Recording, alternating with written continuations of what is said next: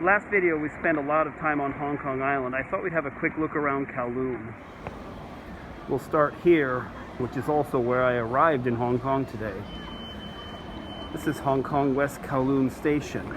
We saw it for a bit as we arrived, but here we can get more of a sense of just how vast it is. Can't see so much of the vastness from the arrival floors. Here on the departure ones you can. And no, I'm not leaving Hong Kong now. I just came here to check on some things.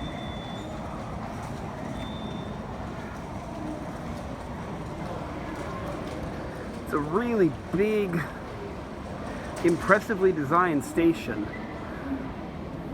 Different, I feel, from ones in mainland China. Less symmetrical, more intricate. I believe those seats down there are the waiting hall. I don't think we can even get there because I believe those are past immigration control.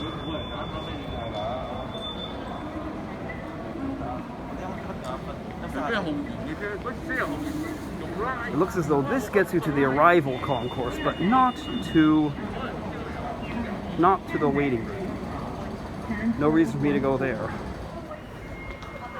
We're now up one level from where we were before.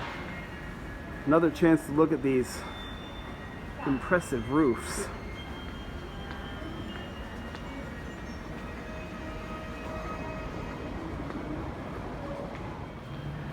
This lift goes to the Sky Corridor and Sightseeing Deck, along with other places like taxi stand, departures, Austin Station, places like that. And here it is, the Sky Corridor. And look, some pretty impressive views of Hong Kong Island over there. Wow. These are here on the Kowloon side. Beautiful. I don't film much at night, but I feel like I can't just skip this place. Especially with those views over there. Slightly higher vantage point. View over there of Elements, which is right above, it's a shopping mall right above Hong Kong's Kowloon Station, rather. Not to be confused with West Kowloon Station, which is what we're on now. And more beautiful shots of the harbor and Hong Kong Island.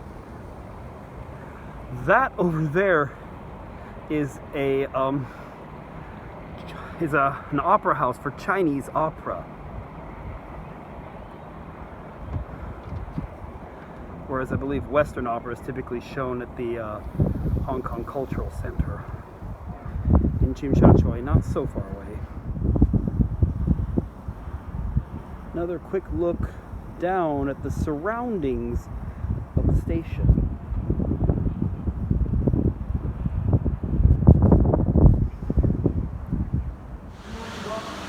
Back in the station now. This may be the best angle I've found yet for this impressive design.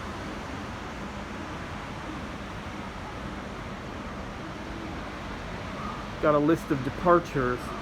Looks like only 4 left today. 3 of them just to Shenzhen. Futian is the station in Shenzhen. Only 1 is going further to Guangzhou South. The signage here is very much akin to signage in an MTR station, which is not surprising given that the MTR, I believe, pretty much manages this station except for the trains themselves that are run by China Railways. But enough of the station. Let's go somewhere else in Kowloon now. Gonna head for Austin Station now. Already on the train out of Austin. Pretty crowded again. I'm off at Hong Kong Station and on my way to the East Rail Line.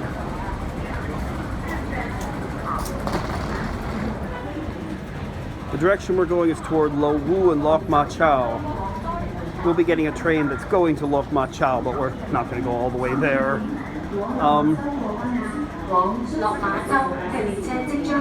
You'll notice there aren't any to Lo Wu right now. See, both Lo Wu and Lok Ma Chau are right on the border with mainland China. And the only real reason to go there is to cross into mainland China. Hong Kong just opened its borders, and one thing they haven't opened yet is Lo Wu Port. So there are no trains going there now, only to Lok Ma Chau. It doesn't really matter to us though, because we're not going to Lok Ma Chau. We're just going one more station to get toward Mong Kok. Mong Kok East. This is actually one of the older stations in the system, since this was part of the old Kowloon Canton Railway that predates the MTR by a good 50-something years, I want to say, or maybe only 40-something. Anyway, that's part of why these ones don't have any platform screen doors. Heading out of Mong Kok East Station.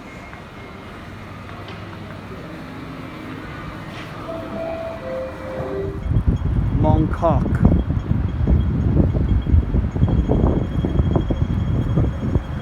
Densely populated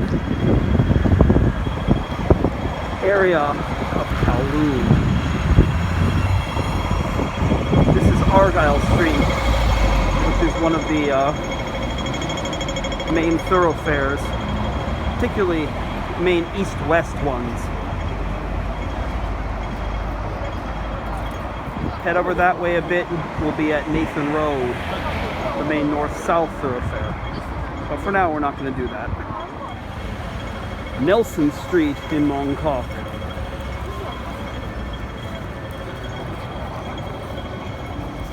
Full of little shops, including quite a few for shoes.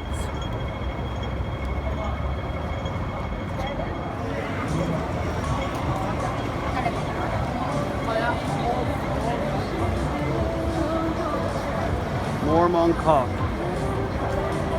Like I said, I don't film at night very often, but it hardly seems to matter with how lit up this place is. And here's Nathan Road, the main north-south road through Kowloon.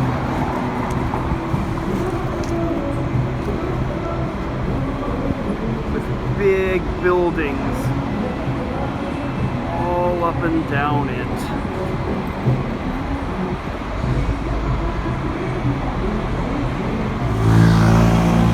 Let's keep going on a little walk up Nathan Road. Hi, Mr. Bus. Or Ms. Bus.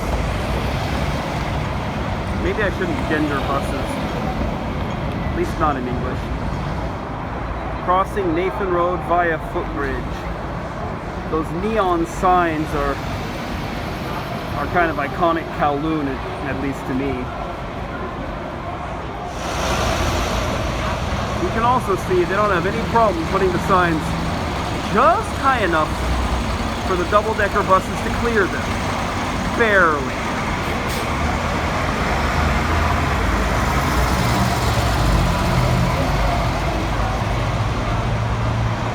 As we continue north on Nathan Road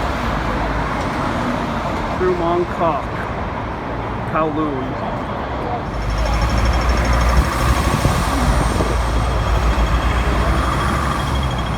Crossing Prince Edward Road west. As we continue down Nathan Road. I believe that road is named for the same Prince Edward who went on to become King Edward VIII and to reign for a very short time before abdicating so he could marry Wallis Simpson. Nathan Road is about to split up into Cheung Sa Wan Road and Tai Po Road, which lead to Cheung Sa Wan and Tai Po, respectively. And right here, just before the split, is Boundary Street. Light's not great, but I think you can see it. How do you suppose Boundary Street got that name? Well, you see, this was the boundary the boundary between the territory that Britain leased from China in 1898 to the north. Over here, on the other side of the street from where I am.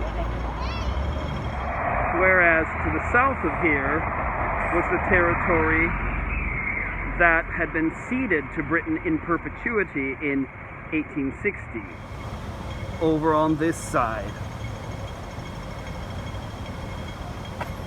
China always argued that even the cession of territory in perpetuity was never valid because those treaties were forced on China by the United Kingdom through violence.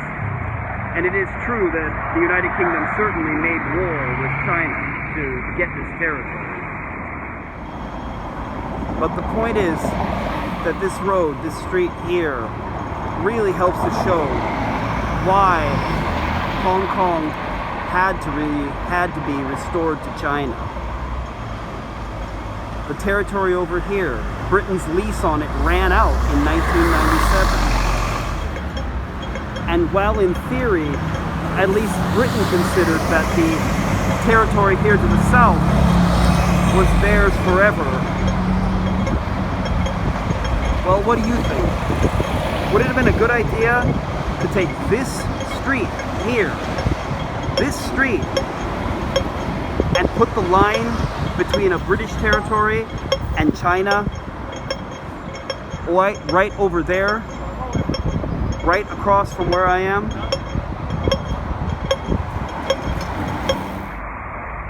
Margaret Thatcher in particular really did not want to return Hong Kong to China, but I don't think she had much of a choice. China simply held all the cards.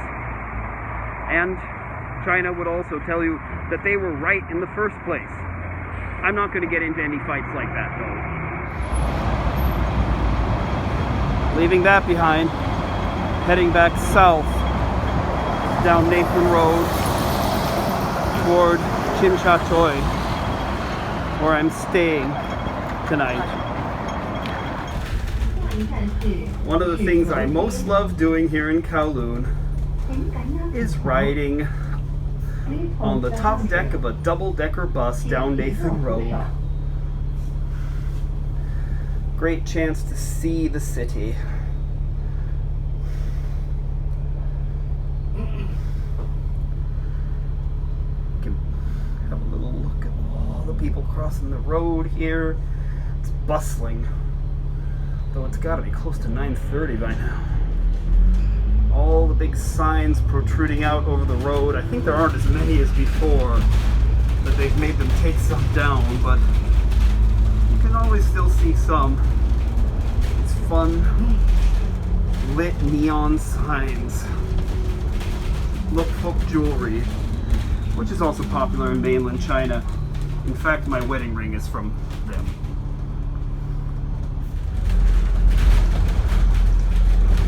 It's a bit bumpy, but it's a fun ride.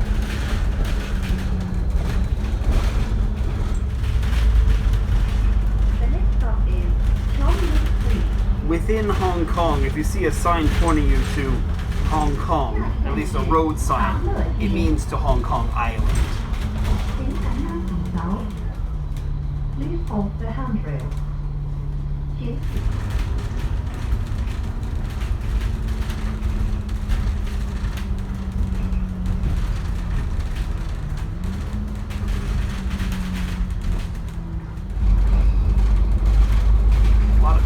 Cover going through here.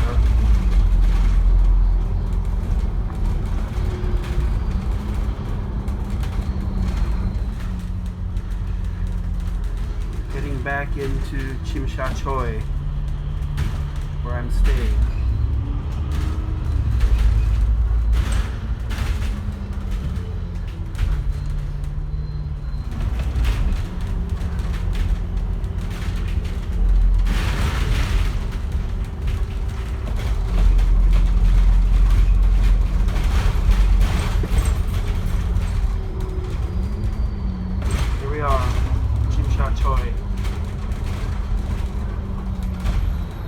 Get off the next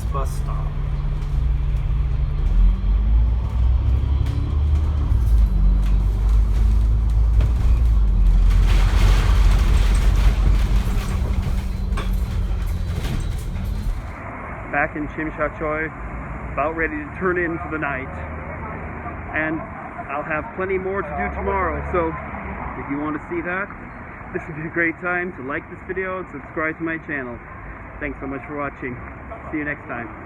Bye.